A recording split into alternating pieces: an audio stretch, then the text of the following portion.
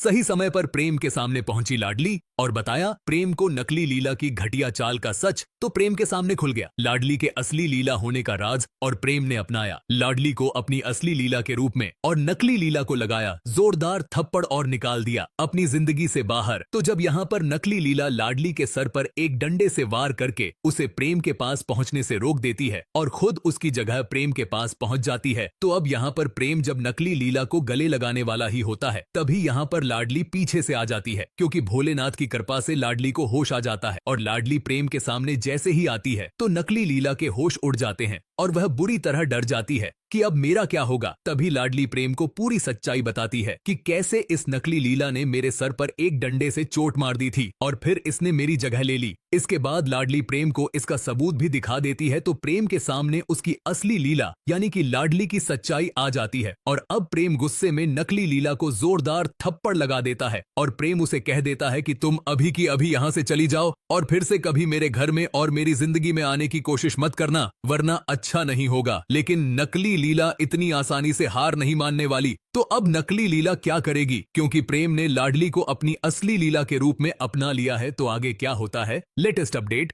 सबसे पहले अपने के लिए हमारे साथ जुड़े रहे और चैनल को सब्सक्राइब जरूर करें। याद है लीला, बचपन में हम अम्मा से फूल खरीदा करते थे, तब अम्मा यही चादर बिछा के फूलों की मालाएं बेचती थी और तुम क्या कहती थी कि बड़े होकर तुम्हें भी मालाएं बेचनी है। अम्मा ने मुझे बचपन में गेंदे के फूलों का हार बनाना सिखाया था, जिसमें हम व्हाइट कलर की लिली लगाते थे। व्हाइट लिली था? कहाँ है मेरी लीला?